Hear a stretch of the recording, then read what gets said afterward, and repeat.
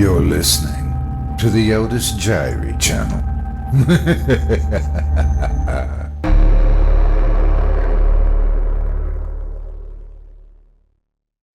Grim Future by BLOODEMPRESS. Performed by Otis Jiry. I can't remember. The other car came out of nowhere. Connor will relay mechanically in his disassociated state, stitching together his fragmented memories for the police report after the accident. There at the scene of the crash, glancing at each piece of scattered shrapnel, reflecting his broken thoughts. The lights from the cruisers, ambulances, and nosy rubberneckers will cause his head to throb, adding to the chaos of his universe. Eventually the shock will pass, and he will collapse to his knees on the cold pavement in agony, grief overwhelming him. One vision will burn into his psyche, silencing the growing cacophony of his own thoughts. A seemingly innocuous item which will fester in the back of his mind until he ended his own life many years later, a bright yellow bumper sticker. Earlier that evening, Connor was enjoying a late, quiet autumn drive with his wife Megan down a lonely residential road. He was admittedly dizzy from the night's festivities out with their mutual friends, but he insisted he was sober enough to take the wheel. Despite his assurances, he pressed the accelerator a bit harder than usual, hoping to make it home before any cops had a chance to complicate his evening. The couple sat in silence, entwining their hands between them, falling under the spell of the rhythmic strobe of passing streetlights. Megan kept her eyes trained out of her window at the changing leaves, squeezing her spouse's hand intermittently. Connor ogled her with a lazy drunk smile on his face. Turning back to the road, he snapped out of his hypnotic state and slammed on the brakes in response to the quickly approaching taillights, which threatened a meeting with the front of their own car. Jesus! Connor spat as he and his wife lurched forward. Where the hell did this joker come from? He cried aloud. He hadn't noticed any car ahead of him when he looked out at the road only seconds before. A feeling of anger rose within him as his pleasant evening drive was interrupted by overcautiousness. Honey, you need to relax. You're going too fast, Megan said matter-of-factly. Yeah, well, this idiot was glowing slower than 30. There's nobody around. Speed up, Connor shouted as if the newcomers could hear him. The driver ahead showed no signs of hearing his demand and continued to cruise at a glacial pace. Connor took note of the "Baby on Board" sticker on the bumper. A bumper which had caved in, most likely from another car slamming into its slow backside. He rolled his eyes, knowing his car had the same sticker on its bumper. Earlier, he protested putting it on the car he shared with his wife, but Megan had been adamant about it. Why would you want to advertise having a kid, especially with potential kidnappers everywhere? Connor reasoned, but Megan insisted other motorists would drive more carefully around them, knowing they had a child in the car. Connor felt the collapsed bumper of the other car as evidence of the contrary. He kept this thought to himself. Connor leaned on the horn and flashed his high beams. As he did so, he noticed there was a passenger in the car. The two figures faced ahead, neither turning in their seat to acknowledge the noisy car behind them. They didn't pull over to the side. Instead, they continued at their leisurely speed. Seriously? They're going to pretend we're not here? Come on! Connor honked a few more times, but there was still no reaction from the other car. He took their indifference as insolence, which ignited his anger into rage. You're getting angry for no reason, Megan said coolly. We need to let the babysitter go. I'm not paying him for an extra hour. White-knuckling the steering wheel, Connor swerved into the oncoming lane, and before he could floor the accelerator, the car ahead merged into the other lane swiftly along with them. The car remained in front of Connor and his wife, blocking their advance. Seething, Connor yelled, "What the hell's this guy's problem?" "It's obviously some stupid kids messing with us. Just stay calm, not give them the satisfaction of riling us up. Forget the babysitter. We'll be home shortly," Megan soothed. Connor wasn't having it. Now he was hell-bent on either passing the pair in front of them or cornering them and beating their asses. The liquor fueled his bravado. He maneuvered back to the right lane, but the car matched his path exactly. The ease of their maneuvers confirmed Connor's suspicions that the occupants of the other car had harassed other drivers before. Wanting to get away from the nuisance, Connor tried to think of another way to bypass the other car. Unfortunately, the road on which they traveled didn't branch off anywhere to get around the offending vehicle. Their only chance was at the end of the road where there was a red light at a T intersection. However, that light was still a few miles away, and Connor's patience was wearing thin as the other car continued its deceleration. Determined to circumvent the sluggish car, Connor tried one more ploy. This time he swung to his left, cut short, and swung back to the right, hoping the other car would be caught off guard. There weren't. Instead, the other car seamlessly matched Connor's position, shifting left and abruptly changing course, back to the right lane. The way the other car matched their position struck Connor as odd. He hadn't noticed it before, but there was no hesitation from the other car, no split-second pause to consider Connor's next play. Their movements weren't that of a copycat. Rather, it was like they knew what he was going to do.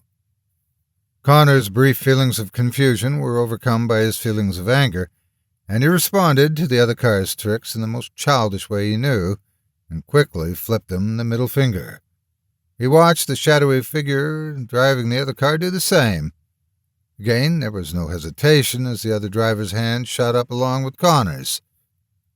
Wanting to test a theory, Connor allowed his hand to linger in the air longer than necessary, waiting for the unknown driver to put his hand down, but instead it stayed hovering in the air.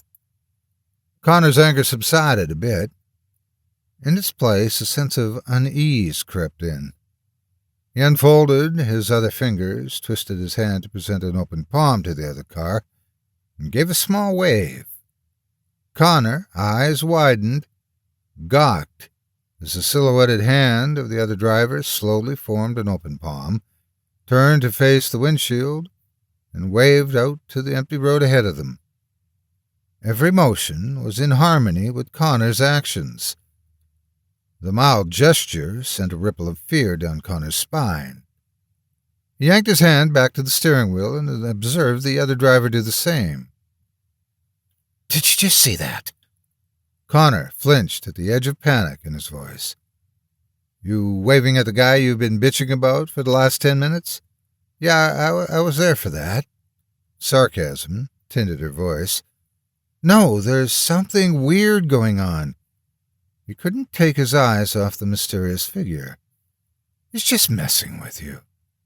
"No, I'm not sure what's going on, but it's as if he knows what I'm going to do. I don't think we should be anywhere near this guy anymore." Connor's eyes darted around the empty road, hoping for some signs of life to provide help, or at least comfort, but it was only him, his wife, and the couple in the dented vehicle ahead of them.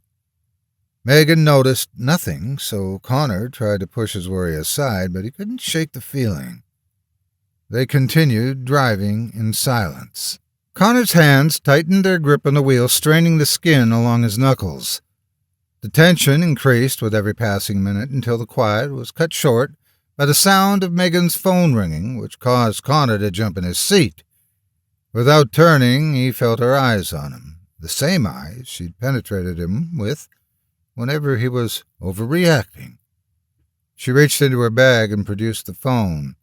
The phone pressed to her ear, and Connor gaped at the passenger of the other car, who also put something to their ear. He was certain now that he wasn't hallucinating everything. The anonymous pair were somehow mirroring Connor and his wife.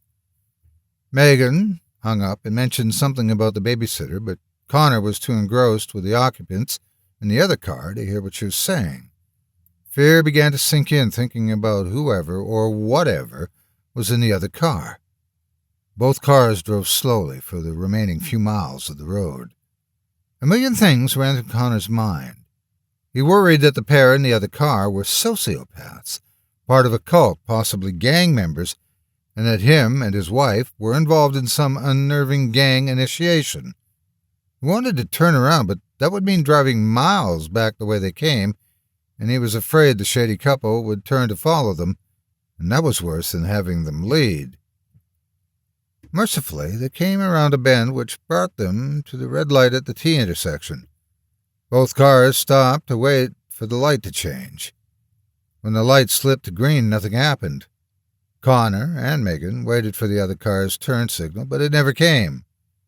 The two shadows stared ahead at the empty intersection, idling at the light, as if to dare Connor to give way first. He gnawed on his cheek, hoping the other couple would just speed off, and that whatever was going on was just some horrible practical joke, but they didn't budge. Why aren't they moving? The light is green. Megan asked her husband, confused. A few more seconds of the standoff, and Connor steeled himself to put a stop to whatever it was the dark couple was trying to do. Connor cautiously stretched a hand into the back seat, fearing he might spook the shadow couple if he moved too quickly, and then snatched the ice scraper from the floor. It was a poor excuse for a weapon, but he needed a defense in case the other couple was dangerous, and with every second that passed, Connor became more convinced that they were. Megs, I need you to stay in the car. Make sure you have 911 dialed on your phone, and get into the driver's seat. In case something goes wrong, I want you to be out of here and calling them. Connor implored. Oh, Connor, you're overreacting. She tried to calm him down, but she was visibly nervous. Maybe so, but still, get into the driver's seat and put the car in reverse so you're ready to take off. She recognized the seriousness in his face and nodded. Connor took a deep breath to prepare for whatever he was going to face and opened the car door. He was surprised that nothing stirred within the other car. He stepped out into the cool night air, and his wife slid into his seat. She closed the door behind him and locked it. Warily, Connor shuffled toward the driver's side of the sinister car and raised the ice scraper, clutching it tightly in both hands. His heart knocked against his ribcage. He caught an incomplete view of the front of the car, but noted it was similarly devastated as the back of the car. He licked his lips, attempting to gain strength into his voice, and barked to the occupants in the dented car, I'm not sure what your problem is, but get the hell away from... Suddenly the car accelerated and shot across the intersection. Instead of turning, it plowed through the guardrail along the intersection. The sound of screeching metal on metal punctured through the night, and Connor watched the savage bumper and comical sticker of the other car disappear and plummet 100 feet into the vegetation below. Dumbfounded, Connor froze mid-step. A few seconds of his wife's shrieking finally coaxed him back from his shock. Megs, call the police right now. Tell them someone drove off the road and may need help. He whipped his head to see her nod in compliance, but she shook terribly. The ice scraper lowered, and Connor ambled across the intersection. He loitered near the part of the barrier still intact. He hesitated before inspecting the scene, not wanting to see body parts or any mess that was down there. He breathed deep and peered over the cliff. There was nothing. Connor's eyebrows furrowed in confusion. He squinted harder to scrutinize the dark underbrush, but he could discern nothing. There was no glow from the taillights, no glint of moonlight on the car's surface, and no sound of a constant blaring horn. The barrier was torn through, evidence that an object crashed through it, but that object somehow disappeared. Without glancing back, Connor called over his shoulder, Megs, the car's gone. What? She shouted back. There's no car. Connor spun around in time to witness an enormous semi-truck slam into the back of their car. Like a rocket, their little sedan, with his wife inside, bolted across the road. The gust of wind created by the car's speed was enough to blow him back and steal the air from his lungs. His eyes met his wife's terrified gaze for a heartbeat, her glossy green eyes wide and fearful.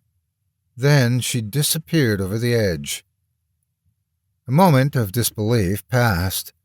Then Connor roared Megan's name. He stalled, reluctant to look over the edge again.